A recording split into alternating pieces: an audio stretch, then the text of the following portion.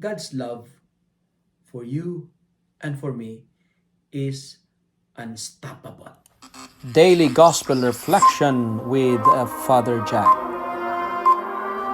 Friends, brothers, and sisters, nothing can stop God's plan for your life. Reflect and be blessed. Today is a Friday within the second week of Lent, year A, and our gospel for today is from the beautiful and the wonderful account of the Gospel of Matthew, chapter 21, verses 33 to 43 and 45 to 46. Our gospel for today speaks about the story of the parable of the wicked tenants. Wicked, meaning to say unrighteous, reprehensible, and abusive tenants. And you know what? While reading the gospel for today, I felt like I am the tenant in today's gospel because God provides me everything that I need. But like the tenant, I abuse it because of my aggressive greed, because of my abusive avarice. God supplied me with what I need, but my desire for more, my desire to have more in my life, lead to my personal demolition. It leads to my personal destruction. And you know what, my dear friends? The desire for more is very dangerous. That's why the season of Lent is inviting me and you to aspire for less, to desire for less, to be satisfied with what we have. Three important points that I would like to share with you as a point of my reflection this morning. Number one, the parable of the wicked tenants is teaching us of this very beautiful lesson. And what's that? We cannot stop God's mercy to reach us out. Hindi natin mapipigilan ang awa ng Diyos para ang Diyos ay lalong lumalapit sa atin. That amidst of our wickedness, amidst of our unfaithfulness and failures, God will keep on sending messengers to remind us to change. You know, messengers, these messengers, they're bringing the invitation of love and mercy. Unlike the landowner in today's gospel, God will keep sending His slaves to give us the chance to reform.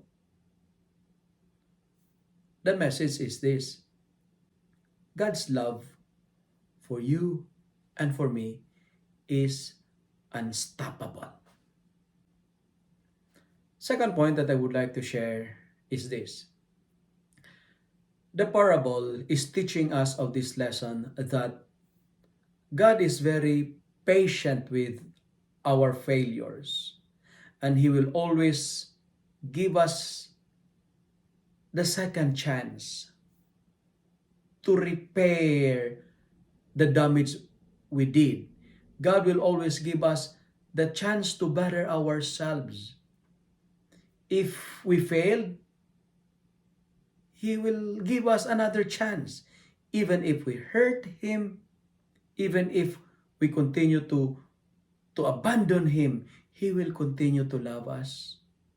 Friends, like Jesus, continue to love those who hurt you. Continue to love those people who destroy your reputation. Are there members in your family that betrayed you? Yung siniraan ka, sinaktan ka, inabuso ka, winasak ang pagkatao mo? Like Joseph in our first reading for today, never hold grudges in your heart. Be willing to forgive them and never stop being merciful. Our failures should not be the reason for us to give up. When we fail, we have another chance to change because Our conversion is the joy of the Master. Our transformation is the exuberance of God. Ikinatutuwa ng Diyos ang ating pagbabago. And finally, the readings for today is telling me and you that when you are hurt by others, never take a revenge. Joseph, in our first reading for today, he was sold by his brothers. He was betrayed by his own brothers, but he never kept grudges against them. He was sad, of course, and he cried for what his brothers did to him, but he never desired to retaliate. In the same way, connecting our first reading in our gospel for today, the landowner's slave were beaten. They were stoned to death. He sent slave, but again, they killed the slave. But he kept on sending messengers because the hope of God is our conversion. As what I've told you, the messengers are bringing with them the message, the invitation of love and mercy. And God will never take revenge. The final point that I would like to share with you this morning, my dear friends, is this. Violence can be destroyed by mercy. Mercy is our power. Mercy is our weapon. That's why, to end my reflection this morning, I encourage myself and you, my dear friends, to always wish well of others. Always think of the good of others. Always think the goodness of others, even if they fool you, even if they mistreat you, continue to love them. Even if they mistreat you, like Jesus, give them another chance to change. My dear friends, mercy and love are the perfect weapons to destroy the dominance of violence.